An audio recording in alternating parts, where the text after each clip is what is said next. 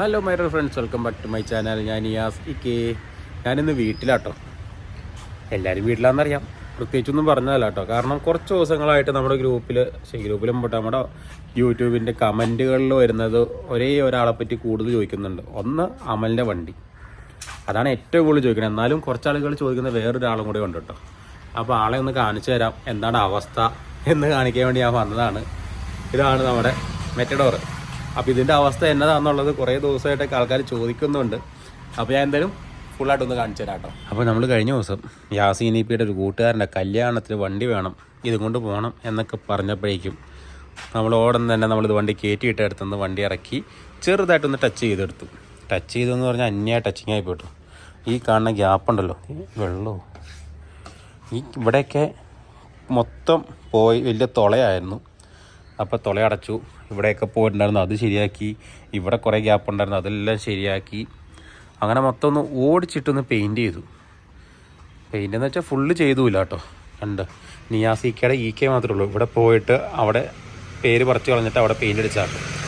ചെറുതായിട്ടൊന്ന് ടച്ച് ചെയ്തിട്ടുള്ളൂ, അതുകൊണ്ടാണ് രണ്ട് കളറായിട്ട് നിൽക്കണം കേട്ടോ. അവിടെ ഉണ്ട് അതുപോലെ തന്നെ അത് ഇവിടെ കണ്ടോ. അപ്പോൾ അതുപോലെ വണ്ടി പതുക്കെ ടച്ച് ചെയ്തെടുത്ത് ഒന്ന് സെറ്റായിട്ടുണ്ട്. വലിയ കുഴപ്പമില്ല. ഞാൻ ഇന്നലെയൊക്കെ വണ്ടി ഓടിച്ചുകൊണ്ട് നടക്കുമായിരുന്നു കേട്ടോ. ടൗണിക്കൂടെയൊക്കെ രസമായിരുന്നു പോക്കും കാര്യങ്ങളും. ഇപ്പോൾ ബ്രേക്ക് ജാമാണ് നമ്മുടെ വണ്ടിയുടെ ബാക്കിലത്തെ. അപ്പോൾ ഇതിൻ്റെ ബ്രേക്ക് സിലിണ്ടർ ഞാൻ എവിടെ തപ്പിയിട്ടൊന്നും കിട്ടാനില്ല. അപ്പോൾ ഈ വീഡിയോ കാണുന്ന നിങ്ങൾക്ക് എവിടെയെങ്കിലും പരിചയമുള്ളിടത്തുണ്ടെങ്കിൽ നമ്മുടെ മെറ്റഡോറിൻ്റെ വീലിൻ്റെ ബ്രേക്കിൻ്റെ സിലിണ്ടർ എവിടെയെങ്കിലും കിട്ടാണെങ്കിൽ ഒന്ന് പറഞ്ഞു കേട്ടോ. അതുകൊണ്ട് മേടിക്കാലോ. പിന്നെ ചുമ്മാ കിടന്ന് ദാണ്ടേ അണ്ട പൂപ്പലെടുത്തിരിക്കും കേട്ടോ. പക്ഷേ ഈ സീറ്റിലേക്ക് നമ്മൾ ആരും കയറി ഇരിക്കാറൊന്നുമില്ല. കാരണം ഡോറ് തുറന്നിട്ട് ഇവിടെ കയറിയിരുന്ന ഫ്രണ്ടിലേക്ക് കണക്ഷൻ ഇല്ല, ക്ലോസ്ഡ് ആയതുകൊണ്ട്. അതുകൊണ്ട് നമ്മൾ അങ്ങനെ അകത്തേക്ക് കയറി ഇവിടെ ഇരുന്നാലും ഓടിക്കത്തേ ഉള്ളൂ കേട്ടോ. ഇന്നലെയൊക്കെ ഞങ്ങൾ ഓടിച്ചാൽ രസമാണ്. അടുത്ത ദിവസം ഒന്ന് ഇടുക്കിക്കൊക്കെ ഒന്ന് വാഗമണിലൊക്കെ ഒന്ന് പോകണം എന്നൊക്കെ ഓർത്തിരിക്കുവാണ്. ഞാൻ വണ്ടി ഒന്ന് സ്റ്റാർട്ട് ചെയ്ത് കാണിച്ചു തരാം കേട്ടോ. നല്ല ഇരട്ടുണ്ട്, മഴ പെയ്യാൻ വേണ്ടി മൂടി നിൽക്കും കേട്ടോ. ലോക്കൊക്കെ ഒറ്റ ഞെക്കിൽ തുറക്കും കേട്ടോ.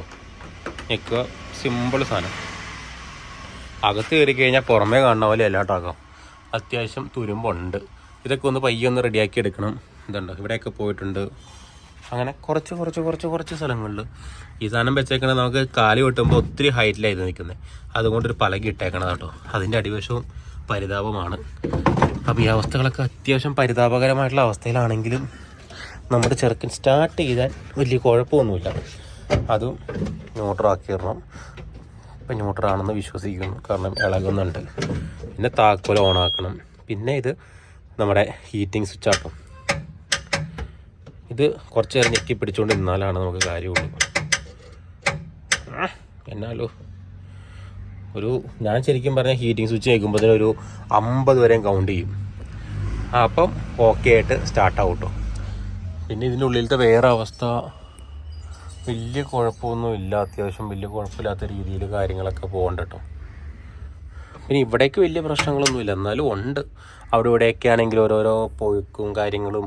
പ്ലാറ്റ്ഫോം പക്ഷേ ബാറ്ററി എടുത്ത് നമ്മൾ ഈ സീറ്റിൻ്റെ ഇടയിലേക്ക് വെക്കാനുള്ളൊരു പ്ലാൻ ചെയ്തിട്ടുണ്ട് കേട്ടോ.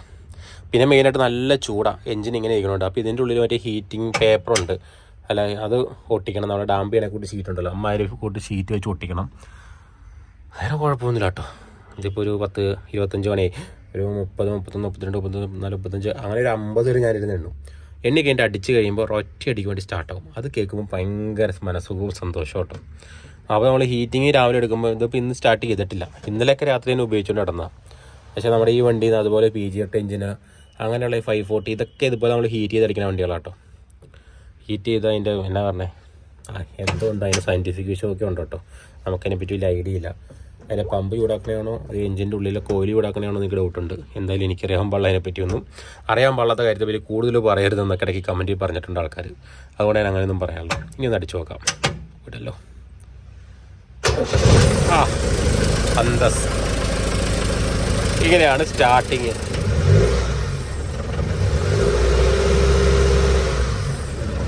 സ്റ്റാർട്ടാണ് വലിയ കാര്യമായിട്ട് പുകയൊന്നുമില്ല. പിന്നെ നന്നായിട്ട് കാല് കൊടുക്കുന്നുള്ളൂ. ചെറിയൊരു പുക പോലെ ഉണ്ട് കേട്ടോ. പിന്നെ കഴിഞ്ഞ ദിവസം പുതിയതായിട്ടൊരു ഹോൺ ഫിറ്റ് ചെയ്ത് കൊടുത്തത്. കുഞ്ഞ് ഓണാട്ടോ. അപ്പം സ്റ്റാർട്ടിങ് കാര്യങ്ങളൊക്കെ ഇതാ ഓക്കെയാണ്. പിന്നെ നമ്മൾ ഓണാക്കിയിട്ട കാര്യമില്ല, ബാക്കിയെല്ലാം ഞാൻ കാണിച്ചിട്ടുള്ളത്. ഇത് നമ്മുടെ ഫാനുണ്ട്, ഇവിടെ 2 ഫാനുണ്ട് കേട്ടോ അകത്ത്. അതിൻ്റെ സ്വിച്ചാട്ടോ അത് കണ്ടോ.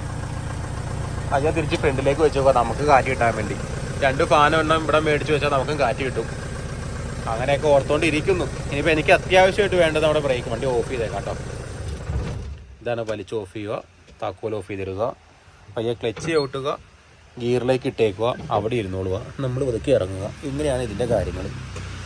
അപ്പോൾ ഒന്ന് ജസ്റ്റ് ഒന്ന് കാണിച്ചു തന്നത്. അപ്പോൾ എൻ്റെ കയ്യിലാണ് ഇതിനു മുമ്പ് ഞാൻ കുറച്ച് റീൽസിന് വേണ്ടി വീഡിയോ എടുത്തിട്ടുണ്ട്.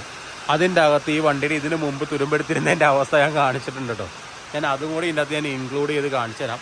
അപ്പോൾ ഈ ചെറുക്കനെ ഇവിടെ കൊണ്ടുവന്നിടാൻ നേരത്ത് നമ്മുടെ വീട്ടിൽ വണ്ടി ഇടാൻ സ്ഥലമില്ലാത്തതുകൊണ്ട് നമ്മുടെ ചെറുക്കനെ എടുത്ത് വീടിൻ്റെ പുറകുവശത്ത് കൊണ്ട് കയറ്റിയിട്ടു കേട്ടോ.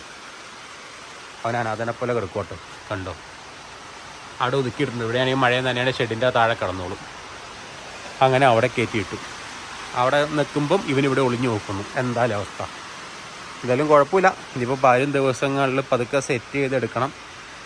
പതുക്കെ ഉൾവശമൊക്കെ ഒന്ന് നീറ്റാക്കണം, വൃത്തിയാക്കണം.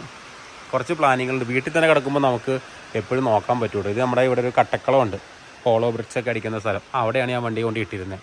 അവിടെ കൊണ്ട് ഇട്ടിരുന്നപ്പോൾ നമുക്കങ്ങനെ നോട്ടം കിട്ടില്ല. അവിടെ ഇരുന്ന് പൊടി പിടിച്ച് മൊത്തം മുഷിഞ്ഞായിരുന്നു. ഇതിപ്പോൾ ഇടയ്ക്കൊക്കെ എടുത്തുകൊണ്ട് നടക്കുമ്പം സെറ്റായിക്കോളും. അപ്പം വേറെ ഒന്നുമില്ല. ഇന്നത്തെ ചെറിയൊരു വീഡിയോ ആയിരുന്നു. നമ്മുടെ വാൻ എന്താണ് അവസ്ഥ എന്നുള്ളത് കാണിച്ച ചെറിയൊരു വീഡിയോ ആയിരുന്നു കേട്ടോ. അപ്പോൾ എന്തായാലും അടുത്ത ദിവസം നമുക്ക് നല്ല വീഡിയോ ആയിട്ട് ഇടാം ഞാൻ എന്നായാലും.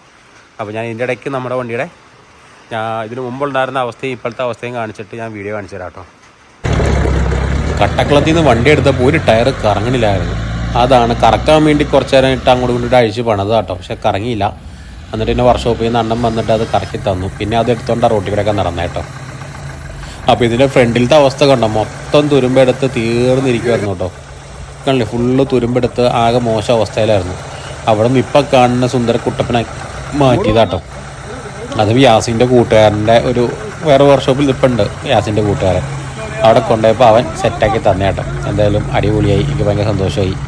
നിങ്ങൾ ഓർക്കും ഭയങ്കര പൈസയൊക്കെ ഉണക്കി പെയിൻ്റ് അടിച്ചു പോകുന്നു. ശരിക്കും പറഞ്ഞാൽ 350 രൂപയ്ക്ക് പെയിൻറ്റും മേടിച്ചു, ഒരു 1500 രൂപ അവർക്ക് കൂടെ തച്ചും കൊടുത്തു. സംഭവം 2000 രൂപയ്ക്ക് പെയിൻ്റ് അടിച്ചിറങ്ങിയെന്ന് പറഞ്ഞാൽ നിങ്ങൾ വിശ്വസിക്കുമോ? ഇത് ഞങ്ങൾ പുകയുടെ പേപ്പർ എടുക്കാൻ പോയതാണ്. ഫസ്റ്റ് ടെസ്റ്റിൽ തന്നെ പാസ്സായിട്ടോ. അത് വലിയൊരു ഗുണമായിപ്പോയി. പുകയുടെ പേപ്പർ എടുത്തിട്ട് പെയിൻ്റ് അടിക്കുന്നതിന് മുമ്പ് വാഷ് ചെയ്യാൻ വേണ്ടിയിട്ട് വന്നതാട്ടോ. അങ്ങനെ യാസിനിപ്പോൾ ഭയങ്കര ആഗ്രഹത്തോടെ നോക്കിക്കണാണ്. അങ്ങനെ ഒന്ന് കഴുകി കുളിപ്പിച്ചോടെ ഗ്രീൻ ഡ്രൈവിലായിരുന്നു കേട്ടോ സർവീസ് ചെയ്തത്. പിന്നെ കളറ് നന്നായിട്ട് കീറി വന്നു. ഒന്ന് വാഷ് ചെയ്ത് കഴിഞ്ഞപ്പോൾ തന്നെ നന്നായിട്ട് അവർ നല്ല രീതിയിൽ നല്ല വാഷ് ചെയ്ത് നന്നായിട്ട് തെളിപ്പിച്ചു കേട്ടോ. നന്നായിട്ട് തെളിഞ്ഞു വണ്ടി. അപ്പോൾ ഇത്രയും കളർ വന്നപ്പോൾ പെയിൻ്റ് അടിക്കുമ്പോഴത്തേനും നല്ല ഇതായി. നേരത്തെ നമ്മൾ വണ്ടി എടുത്ത ആ അവസ്ഥയെ അപേക്ഷിച്ച് നോക്കുമ്പോൾ ഇപ്പോൾ അടിപൊളിയായിട്ടോ. എന്നിട്ട് പിന്നെ നേരെ കൊണ്ടുപോയി പെയിൻറ്റിങ്ങിന് കൊടുത്തു. പെയിൻറ്റിങ് അടിച്ച് കഴിഞ്ഞപ്പോൾ ഉള്ള കണ്ടീഷൻ രാത്രി ഞാൻ പോയി ഫോട്ടോ എടുത്താട്ടോ. പിന്നെ ഇന്നലെ ഞങ്ങൾ വണ്ടി എടുത്തോണ്ട് ചുമ്മാ ഒന്ന് ടൗണിൽ കൂടെയൊക്കെ ഒന്ന് കറങ്ങി ചായ കുടിച്ചിട്ട് വന്നതാട്ടോ ഈ കാണണേ. അപ്പോൾ എന്തായാലും അടുത്ത ദിവസം നമുക്ക് നല്ലൊരു വീഡിയോ ആയിട്ട് വീണ്ടും കാണാം. അതുവരെയും ബൈ.